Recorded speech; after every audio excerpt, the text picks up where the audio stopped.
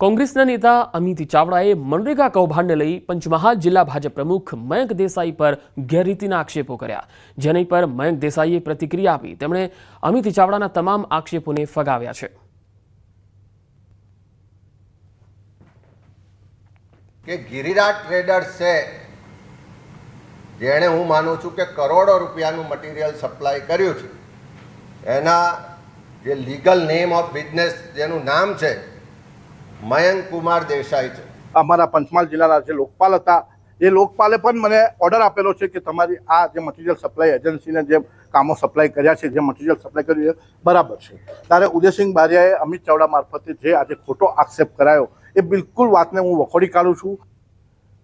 દાહોદના મનરેગા કૌભાંડને લઈ કોંગ્રેસ પ્રદેશ પ્રમુખ શક્તિસિંહ ગોહિલે સરકાર પર પ્રહાર કર્યા અને આ કેસમાં નિષ્પક્ષ તપાસની માંગ કરી છે. સાથે મંત્રીને હોદ્દા પરથી બરખાસ્ત કરવાની પણ માંગ કરાઈ. આગામી દિવસોમાં દાહોદમાં કોંગ્રેસ વિકાસ યાત્રા કાઢવાની છે.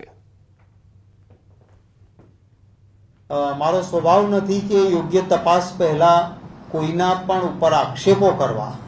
જેમાં મંત્રીના 2 દીકરાઓના નક્કર પુરાવા છે, જે સત્યશોધક સમિતિએ ત્યારે નામબદ્ધ રીતે આપ્યા હતા.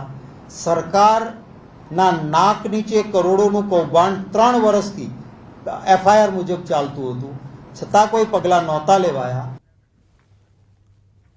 વધુ એક ભાજપ નેતા ખનીજ માફિયાઓ સામે લાલઘૂમ. સાબરકાંઠાના પૂર્વ સાંસદ દીપસિંહ રાઠોડની ખનીજ માફિયાઓ સામે કાર્યવાહીની માંગ.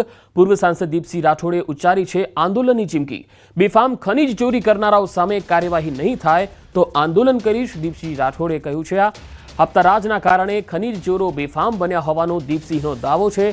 ખનીજ માફિયાઓ સામે ઉચ્ચ કક્ષાએ રજૂઆત કરવાની પણ દીપસિંહે તૈયારી બતાવી. તો આપે ધ્યાન રાખી ખરેખર આવા લોકોને પકડવા જોઈએ, માર કરવા જોઈએ. જો આમાંથી કંઈ પગલો ભરવા નહીં આવે તો ગોધી ચિંધ્યા રહેશે. અમારી રાહદારી નીચે અમે પગલો ભરીશું, પછી કહેતા નહીં કે પરિસ્થિતિ ખરાબ થઈ છે. ભારે ગરમીથી રાહત મેળવવા સાવજોએ લીધો ડેમનો સહારો. જૂનાગઢના વિલિંગડન ડેમના કિનારે સિંહ પરિવાર આરામ ફરમાવતો હોય એવા દ્રશ્યો સામે આવ્યા. ડેમ કિનારે પાણી પાસે જ સિંહોએ ધામા નાખ્યા હતા. ઘણા સમય બાદ ફરી એકવાર સિંહ પરિવારનું ગ્રુપ ડેમ કિનારે દેખાયું.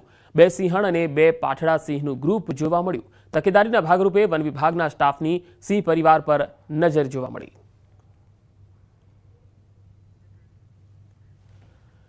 અમદાવાદની મનપાની સામાન્ય સભામાં ચંડોળા તળાવ ડિમોલિશનનો મુદ્દો ઉછળ્યો હતો. એએમસી વિપક્ષ નેતા શહેજાદ પઠાણે આરોપો લગાવ્યા.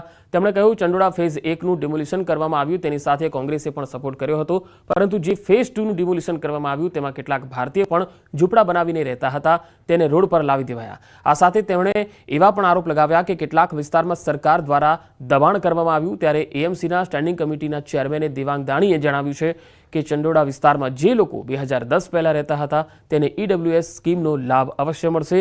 અગાઉ પણ આવી રીતે લાભ આપવામાં આવેલો છે.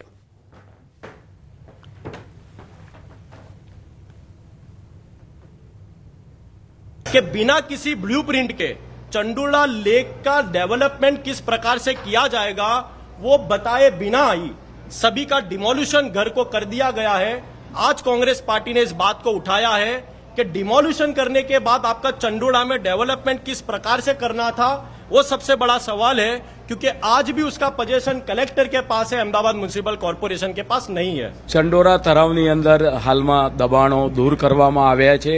ત્યાં આગળ રહેતા 2010 પહેલાના જે નગરજનો હોય તેને EWFના ફોર્મ આપીને એ લોકોને લગભગ મહાનગરની અંદર 8500 કરતાં વધારે મકાન જે બની રહ્યા છે તેની અંદર વાત કરીએ કે પુરાવા આપશે 2010 પહેલાના, તે લોકોને એ આપવામાં આવશે. બીજા વિપક્ષના નેતાએ જે બીજા અમુક તળાવની વાત કરી છે, વસ્ત્રાપુર તળાવની અંદર ભૂતકાળની અંદર ત્યાંના લોકોને મકાન આપવામાં આવ્યા હતા અને ત્યાં